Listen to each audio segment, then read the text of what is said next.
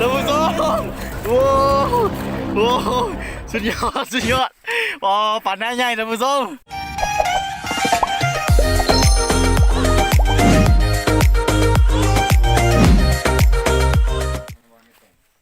สวัสดีท่านผู้ชมตอนนี้พบกับข้าพเจ้าอีกแล้วคลิปที่2วันนี้เราจะไปหาปลาใหญ่หลังจากที่ว่าคลิปก่อนๆเราหาปลาน้อยตอนกลางเว้นเราลองไปหาตอนกลางคืนเบิ่งว่ามันจีต่างกันว่าบรรยากาศการหาระหว่างกลางเว้นกับกลางคืนเห็นเนาะอันนี้เราเปลี่ยนสถานที่มื้อนี้มาเขตพลสว่างเขตใต้เมื่อก่อนเราไปเขตเหนือ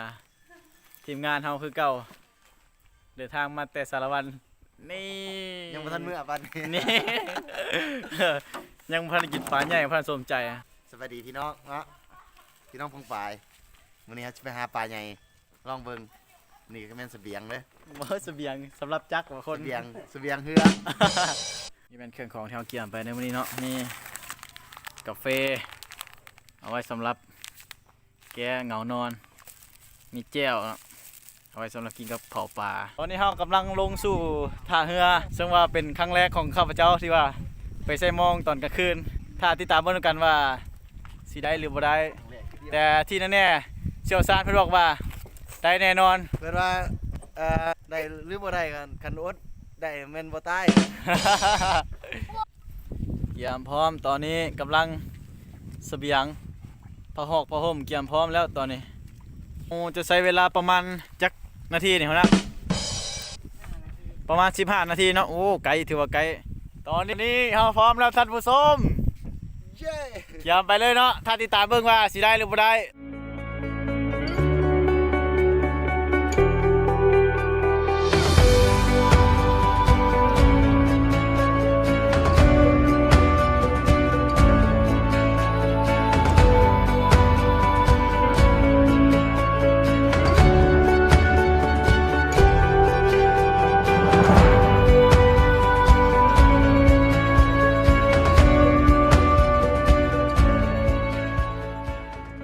ท่านผู้ชมลมแห้งแท้ดิโอ้ยลมแห้งเติมได้ดิไดเป็นตะยานใช่ไหมคืนแห้งเลยไปตอนนี้ครั้งก่อนตอนไปก็เขาเสียงเต็มว่าเขาได้ไปกลางคืนตอนนี้คืนไหลคักสุด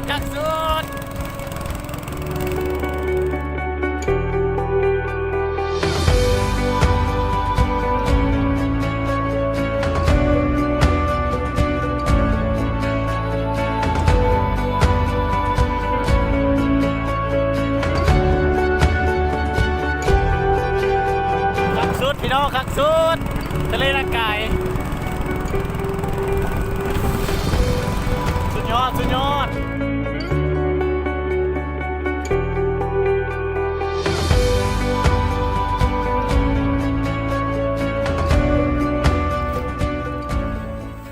ฮอดแล้วท่านผู้ชมฮอดบ่อนที่เฮาสินอนเป็นดอนหนึ่งที่ว่าอยู่กลางแม่น้ำบ่มีไม้ใหญ่เลยท่านผู้ชมเอ้ยเบิ่งอากาศก็ฮู้ว่าเรื่องหนาวนี่บ่ว่าถึงคันบ่บ้านเฮ็ดบ่ได้นอนอยู่เฮือนดีๆบ่มัก มานอนตากลมพี่น้องเอ้ยมันเว้าเลิกใจนี่ท่านผู้ชมมีเป็ดแคมป์หนึ่งมีคนเฮ็ดให้โดยเฉพาะแล้วเพราะว่ามีเชี่ยวชาญนะผู้หนึ่งเพิ่นมักกับดักอยู่นี่เป็นเวลาหลายวันแล้วบ่แม่นหยังดอกเข้าบ้านบ่ได้คืนลมแห้ง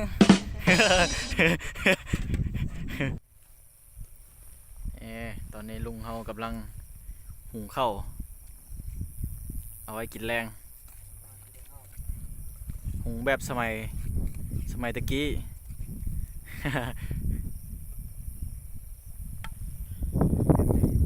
ตอนนี้ทีมงานเฮากำลังกาเกี่ยมเห็นอาหารแรงเสิร์ฟท่านผู้ชมนี่โอ้ยเสิร์ฟนี่ขนาดปลามองน้อยได้นี่ได้มองใหญ่จักทำได้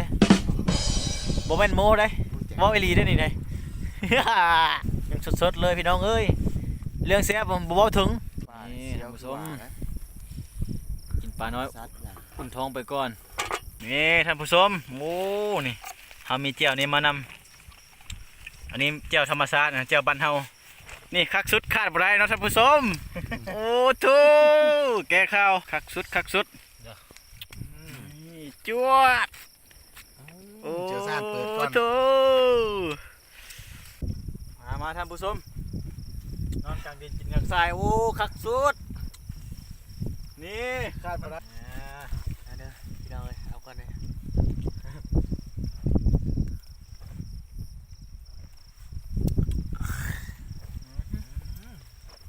ขาดเนี่ยเนาะ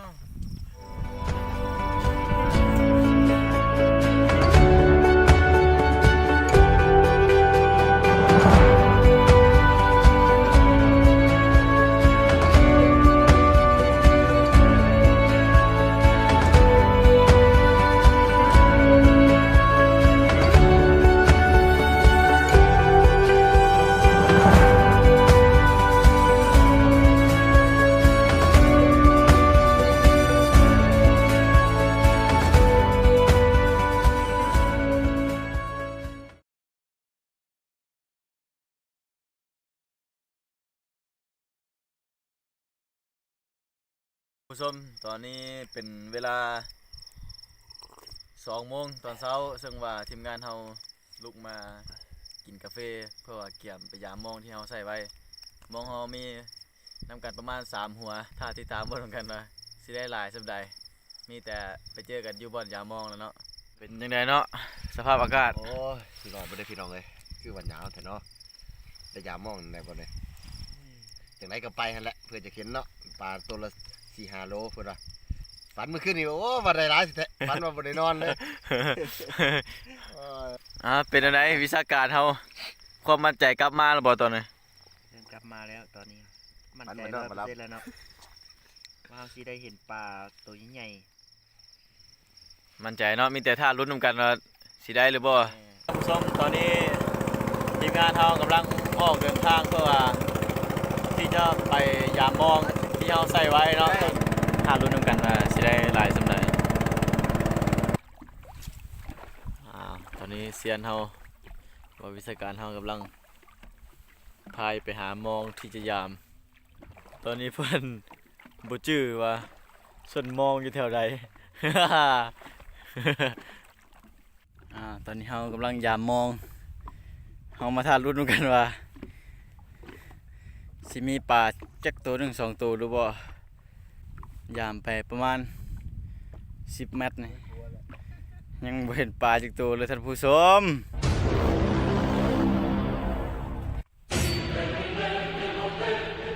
ใส่โอ้ยตัวทำอิฐท่านผู้ชมใส่โอ้ย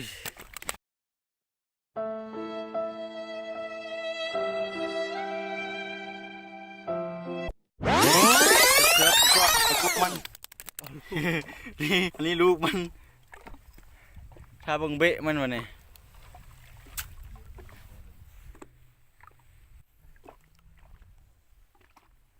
ใกล้แล้วใกล้แล้วใกล้แล้ว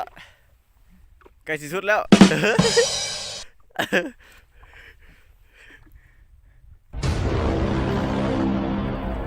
อุ้ยอ้ายยะนี่เสิร์ฟพี่น้องเสิร์ฟโอ้รับโลห้า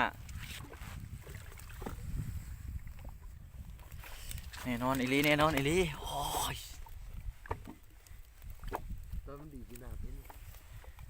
ได้มาแล้วตัวหนึ่งท่านผู้ชมนี่ หลอดใต้เลย อุ้ย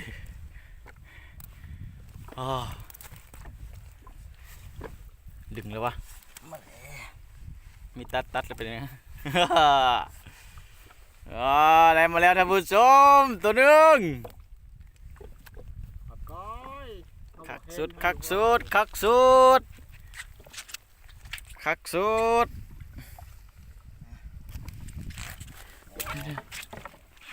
ทิมเลยจวดได้มาแล้วตัวหนึ่งนี่โอ้ยอาก้อย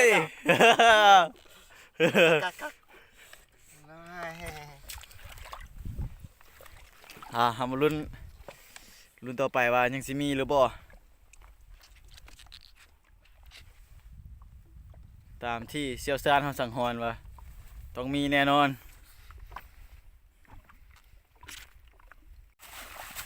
ตอนนี้ก็สุดแล้วลวงหนึ่งบ่ได้หลายได้ปลาสองตัวเป็นอะไรวิชาการเฮา นี่ปลาบ่เข้าส่วง เฮาถ้าไปลุ้นลวงหน้าสุดแล้วลวงหนึ่งได้ปลาสองตัวโอ้ยบ่คุ้มท่านผู้ชมตอนนี้ทีมงานของเรากำลังอย่ามองตอนที่สองหลังจากที่ว่าตอนที่ผ่านไปได้สองตัวเฮามาเบิ่งตอนที่สองสิมีจักตัวถ้าลุ้นนำกันเป็นไงหัวหน้ายังตึกตักอยู่วะทรงอยู่บ่ บ่ทรงโหบ่เป็นตาสิกลับไปนอนสมนี่ตอนที่สองโอ้ยใหญ่ติดอผสมราคาคุยเลยนี่ ตอนที่สองได้แล้วตัวนึงปลาเนี่ยโอ้ยใหญ่แฮง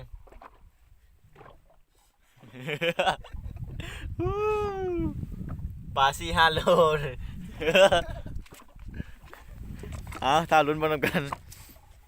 ตอนที่ก็ได้ตัวน้อยก่อนมาแล้วก็ตัวใหญ่มานำตอนที่สองก็อันนี้ก็ตัวน้อยตัวต่อไปนี่ต้องเป็นตัวใหญ่แล้วล่ะนี่ถ้าติดตามโอ้ปลาแกงบ่ปิ้งได้บ่เนี่ย โอ้โชคดีแล้วท่านผู้ชมปลาแกงแต่ปิ้งก็ได้นะ ปลานี่ฮะเนาะมันสิมีเนื้อดีราคาแพง โอ้ยถ้าเทียบกับปลานิ่นนี่ถือว่าตัวนี้ราคาแพงกว่าปลานิ่นเนาะ แหมตัวนี้กิโล15,000 โอ้ท่านผู้ชมนี่เนาะตัวนี้เพิ่นว่าราคาสิแพงตัวนี้ปลานิ่นโล 10,000 ปัจจุบันตัวนี้สิประมาณโล 15,000 ปัจจุบันนี้ว้าวกุ๊กคักปลาแกง A few moments later. ผู้ชมโอ้โหสุดยอด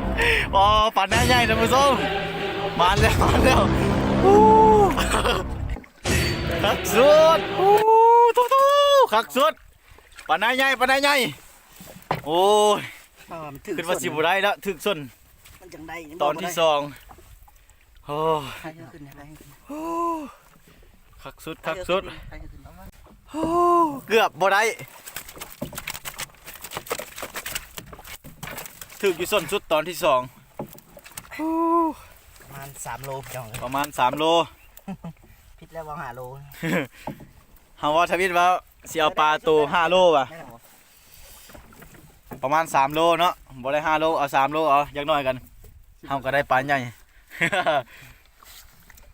เสียดายตอนเอาขึ้นมาตอนอันนั้นบ่ฮู้ว่ามันสิถึกจนเอาขึ้นเรือแล้วตื่นเต้นแห้งตอนนั้นบ่ได้ถ่ายเอาตอนนี้วิชาการยังปวดอยู่ปลาในใหญ่ สการปลดหมอ มองยุ่งท่านผู้ชมตอนนี้เฮาได้แล้วปลาในประมาณ3 โลถือว่าได้ตามคาดหมายเฮากำหนดไว้เฮาอ่านเอา5 โลแต่ว่าเฮาได้3 โล อ่านนะ 3-4 โลก็ถือว่าโอเคเนาะถ้าติดตามมึงว่าตอนต่อไปเฮาสิได้ปลาใหญ่อีกหรือว่าถ้าติดตามด้วยกันเบาๆ3 โลเบาๆประมาณ3 โลปลายนะคักสบายดีตอนเช้าท่านผู้ชมโอ้ยบรรยากาศตอนเช้าคักหลายโดยรวมเมื่อคืนนี้เราไปยามมองตอน2 โมงนอนหากระตื่นบรรยากาศค่อนข้างหนาวหลายเมื่อคืนนี้ยามมองมาแล้วก็พากันนอน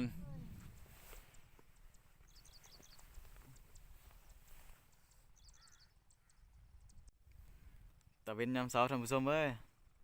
ตะเวนกำลังขึ้นบรรยากาศกำลังดี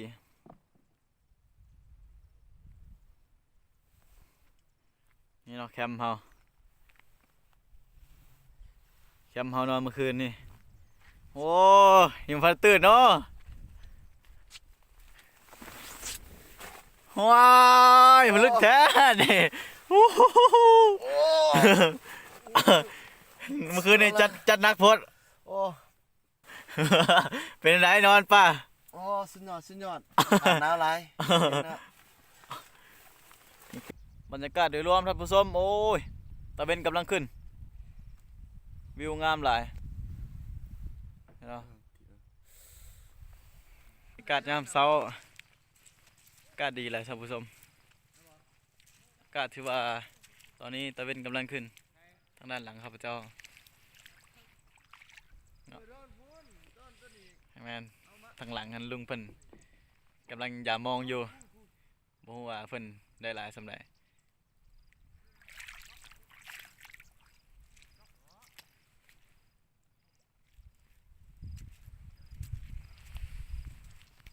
ปลา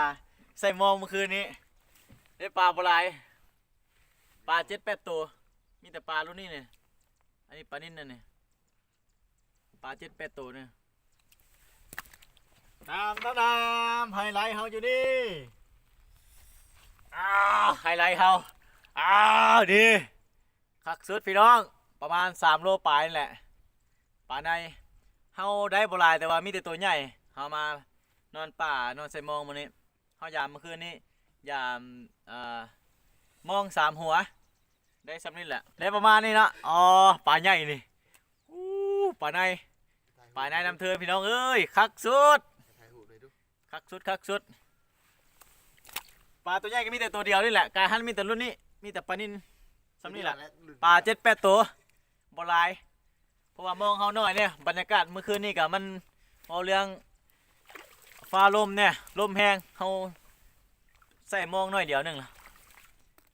กะสิประมาณนี้เนาะปลาเข้ากันในพลายสำหรับทริปนี้สำหรับคลิปนี้ก็ที่จบเพียงเท่านี้เนาะคือนั่นแหละปลาก็ได้บ่หลาย7-8 ตัวแต่ว่ามีแต่ปลาใหญ่เป็นปลานิลกับเขาได้ปลาหน้าใหญ่ตัวหนึ่งที่ว่าเขาตั้งเป้าไว้ว่าปลา5 โลแต่ความจริงเขาได้ปลาประมาณ3 โลปลายแหละ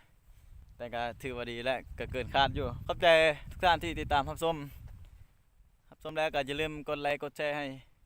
ทีมงานของพวกเราเนี่ยสำหรับคลิปนี้ขอจบเพียงเท่านี้เนาะขอขอบใจ